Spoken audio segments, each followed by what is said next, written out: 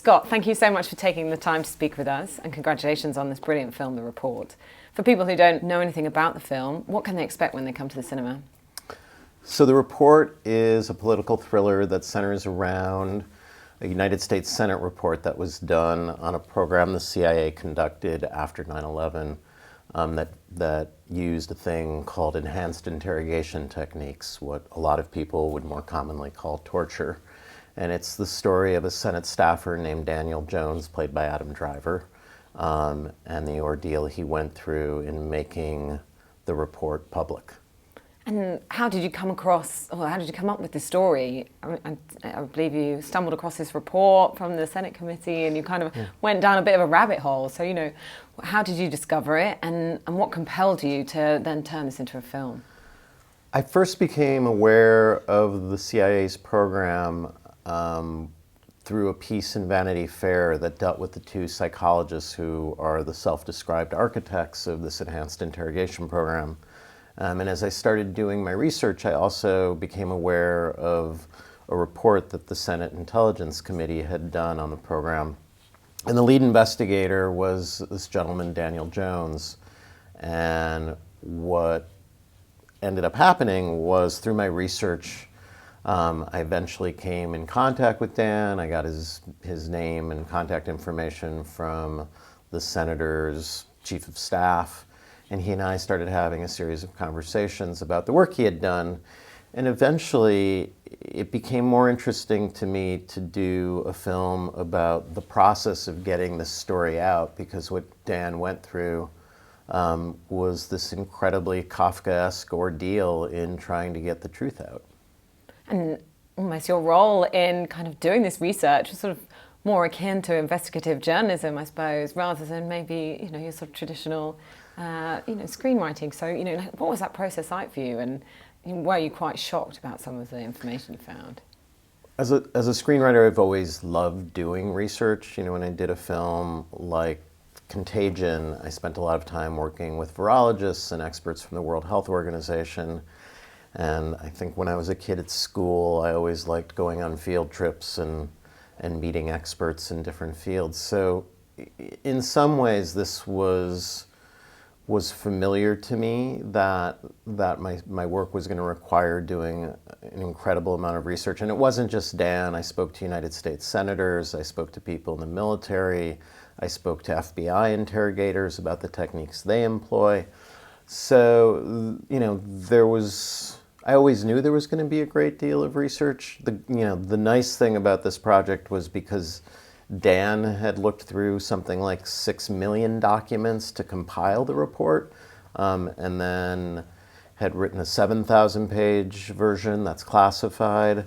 All I really had to do was deal with a 500-page version, which may seem like a lot, but compared to what Dan went through, not that bad.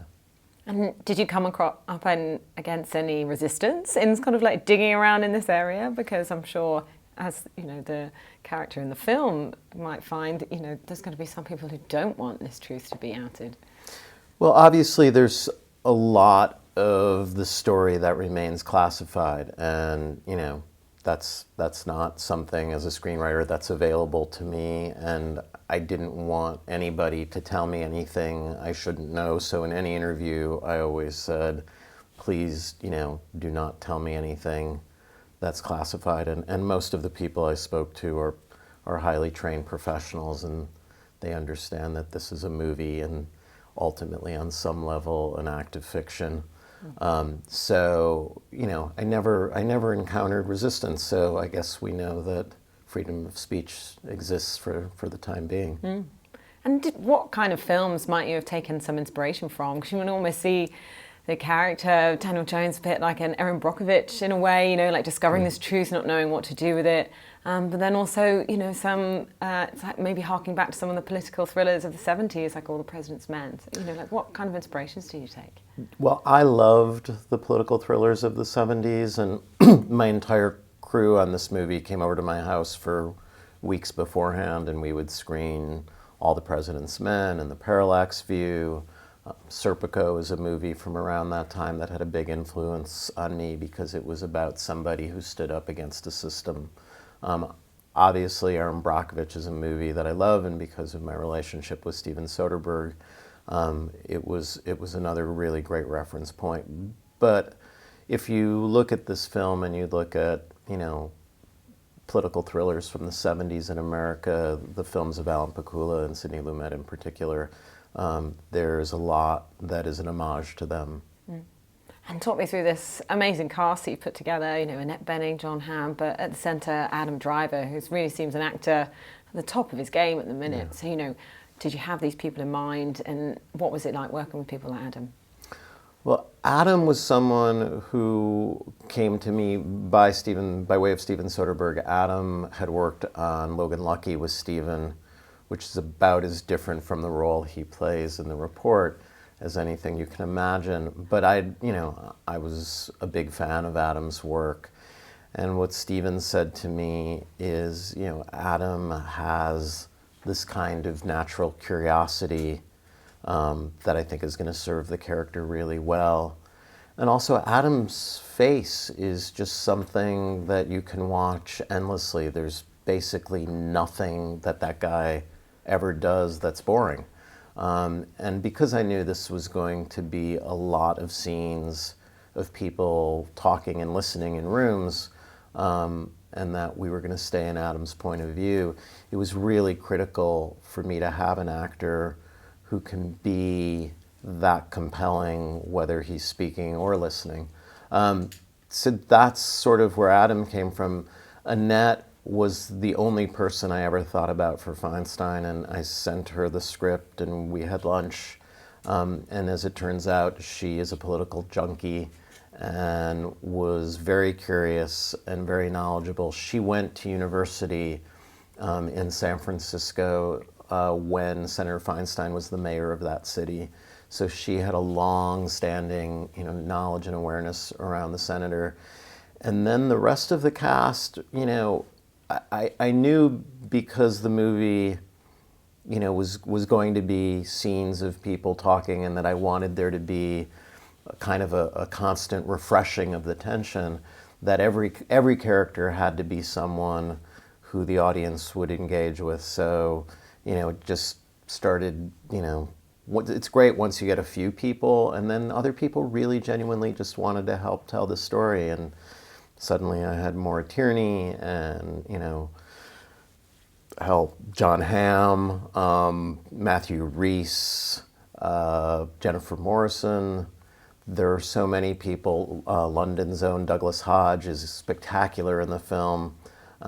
So, it was very gratifying to me telling a story like this, which is not a story, unfortunately, that Hollywood makes that much anymore, that all of these actors would want to throw in. Tim Blake Nelson is an actor who has also been having a moment a bit lately. And, when I called Tim and said, would you do this? He said, well, is there something bigger? And I said, unfortunately, no. Is that insulting to you? And he said, no, I want to help tell this story. And when you have that kind of response from your community, it's really encouraging when that happens. I mean, Corey Stoll is an amazing actor who can carry a movie all by himself. And Corey's scene was a day, and he showed up, and he and Adam Driver did their one scene, and it's incredible. And we are living through pretty sort of mad political times. Wait, what? Really? And, what do you think, why is it important to tell these stories? And what kind of impact do you think it might have? You could sort of see it as a bit of an antidote to this sort of post-truth era we're in, and, certainly trying to, pull out some of the madness of the way, countries like America are acting in terms of morality and, what direction we're heading in. Well, the CIA's program, had an influence all over the world, and, people talk about the Five Eyes as, as an intelligence gathering kind of unit that involves the United States and the UK and Canada and Australia and New Zealand. And when you have a program like the CIA's program, it affects all of our allies, because if it means that there's a detainee or a prisoner that the UK has, and they turn them over to the US, and that detainee is tortured, then the UK is also implicated. And so this does have sort of international repercussions, and we're living in a world now where people still practice some of these techniques, and it becomes very challenging for European countries to stand up and criticize when the US did this, and where is the oversight and the accountability for the US. So in regards to this specific story, I think it has significant international implications that we all have to look at, because the world is so interconnected when we're talking about fighting terrorism around the world. As to these kinds of stories and the truths that they try to expose, we somehow have slipped into this moment where whatever narrative you want, whether it's about Brexit or about Ukraine, you can go online and find it.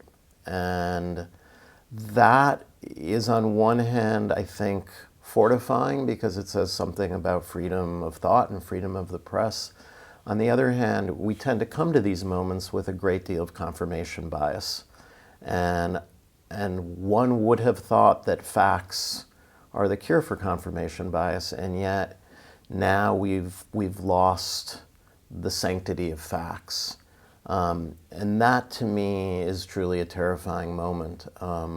That sends civilization spinning out of control, because we have to figure out a way to agree on things. And I am really grateful that there are filmmakers in the world who are trying to shine a light on these stories.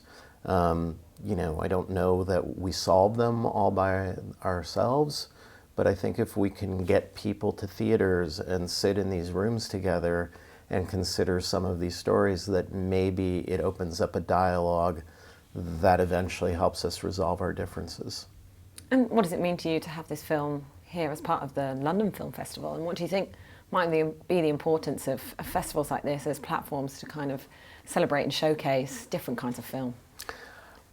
Well, I actually have spent a lot of time in London. I worked on the Bourne Ultimatum here years ago, and I actually went to university briefly here. Mm-hmm. So I love this city. It's probably the place outside of the States that I've spent the most time. I love this festival. I was here with The Informant years ago. So it's a thrill to be back here. But more importantly, because of this moment politically, and because of both of our countries' need for accountability and transparency right now, I hope this film finds resonance with people here, because it's really not ultimately a story about America. It's a story about accountability and transparency in government. And those are things that we desperately need right now. And so when you have the story of someone who went to work every day with integrity and did their job, like Daniel Jones, I think that story has universal appeal, and I'm excited to see how people here react to it. Yeah, indeed. Well, congratulations on a wonderful film, and best of luck with it here in London. Thank you so much. Thanks so much for your time. Cheers. Thank you.